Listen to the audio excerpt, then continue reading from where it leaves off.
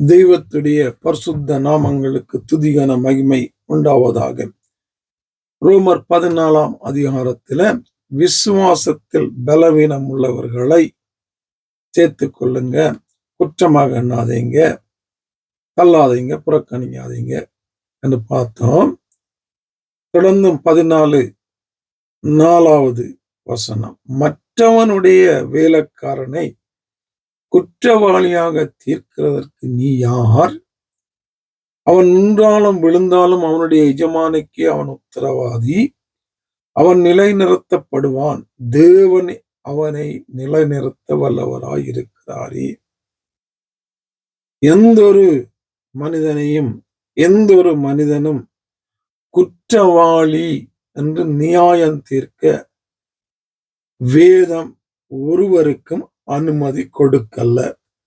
என் ஆண்டவரும் நியாய தீர்ப்பு கொடுக்க வரல. நியாய தீர்ப்பு ஒரு காரியம் உண்டு, அது தேவனுக்குரியது. அது நித்திய ஜீவனுக்கு அங்கே நியாய தீர்ப்பின் மூலம் அவர் வைத்திருக்கிற அந்த நாள்ல அதை அவர் செய்வார். நியாய தீர்ப்புக்கு ஒரு நாளை அவர் வைத்திருக்கிறார். நித்திய ஜீவனுக்குள்ளே போறதற்கு முன்பதாக யாரெல்லாம் அதற்கு தகுதியானவர் என்று நியாயம் தீர்க்கிற நாள் அவர் வைத்திருக்கிறார். அப்ப மற்றவருடைய வேலைக்காரனை குற்றவாளி என்று தீர்க்கிறதுக்கு நீ யாரு? ஒருவரையும் நாங்க நியாயம் தீர்க்க முடியாது. நியாயம் தீர்க்கிறதுனா என்னன்னு முதலாவது விளங்கி கொள்ளணும்.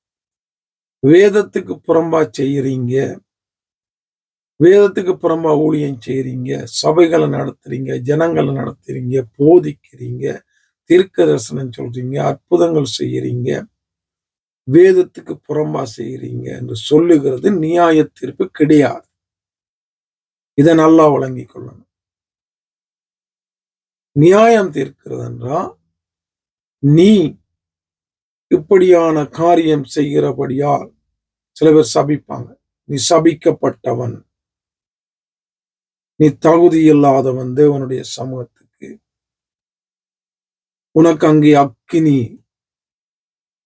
இதன் மூலமாக ஆண்டவர் வைத்திருக்கிறார், உன்னை அதற்கு ஒப்பு கொடுக்கிறேன், பிசாசுக்கு ஒப்பு கொடுக்கிறேன். இதான் நியாயம் தீர்க்கிறது. மத்திய 7 அதிகாரத்திலே ஆண்டவர் இதை நல்லா தெளிவாக சொல்றார். 7 அதிகாரம் தொடங்கிக்க மற்றவங்களை நியாயம் தீர்க்காதீங்க என்று சொல்லி போட்டு, நியாயம் தீர்க்கிற தனிப்பட்ட வாழ்க்கையில ஒருவர் அவருடைய பலவீனத்துல இருக்கிற காரியம், அவற்றை பலவீனங்கள்ல செய்கிற காரியங்கள் நியாயத்துக்கு இதெல்லாம் அதான் சொல்றாரு. விசுவாசத்தில் பலவீனம், சாப்பிடுற காரியத்தை சொல்றாரு, உணவை குறித்து சொல்றாரு. இதுல நியாயத்துக்கு யாருக்கும் அதிகாரம் கிடையாது. அது அவருடைய பலவீனம், அவருடைய விசுவாச அளவு. ஆனா வேதம் என்று வரைக்கும், ஊழியம் என்று வரைக்கும் வேதத்தை புரட்டுகிறது, வேதத்துக்கு புறம்பாய் சொல்றவங்களை ஆண்டவர் மத்திய 7 அதிகாரத்துல அற்புதம் செய்கிறான், இயேசுவை ஏற்றுக்கொண்டான், அதிசயம் செய்கிறான், பிசாசை துரத்துறான், தீர்க்க தரிசனம் சொல்றான். அவனை பார்த்து ஆண்டவர் சொல்றாரு, உன்னை எனக்கு தெரியாது அக்கிரம செய்யக்காரனே என்றார் ஆண்டவர். ஏற்றுக்கொண்டவன் தான் இயேசுவை, விசுவாசிதான், வரங்கள் பெற்றவன் தான், அபிஷேகம் பெற்றவன் தான், ஊழியம் செய்கிறவன் தான். அவனை பார்த்து அக்கிரம செய்யக்காரரே, உனக்கு வேதம் தெரிந்திருந்தது, நீ அபிஷேகம் பெற்றிருந்தாய், வரங்களை பெற்றிருந்தாய், ஊழியம் உனக்கு கொடுக்கப்பட்டிருந்தது, ஆனாலும் கிரகமாக வேதத்தின்படி அதை நீ செய்யல, அக்கிரமாக வேதத்துக்கு புறம்பாய், வேத ஒழுங்கில்லாதபடி வேதத்தின்படி நீ செய்யல என்று அவங்களை கண்டிக்கிறார்.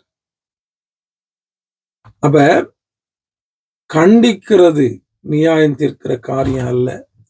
வேதத்தை புரட்டுறீங்க, வேதத்துக்கு புறம்பா ஜனங்களை நடத்துறீங்க, தெய்வத்தை வஞ்சிக்கிறீங்க, கள்ள தீர்க்க தரிசனம் சொல்றீங்க, கள்ள போதனை செய்யறீங்க,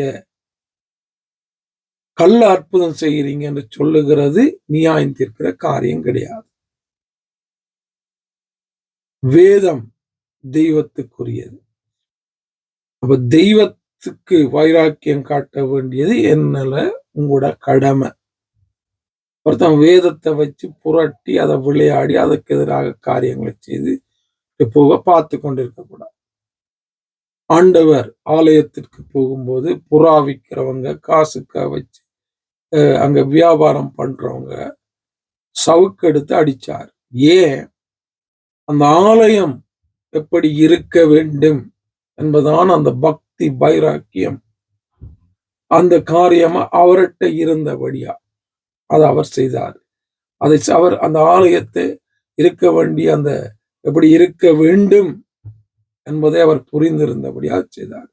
அநேகர் போனா வந்தா, அநேக ஊழியக்காரர் இருந்தா அவனுக்கு அது விளங்கல, அந்த காரியங்கள் வரல. ஆண்டவருக்கு அந்த அறிவு வந்தது. அதே மாதிரிதான் எல்லாரும் கேட்டுட்டு போறான், உனக்கு என்ன கேட்டுட்டு போ.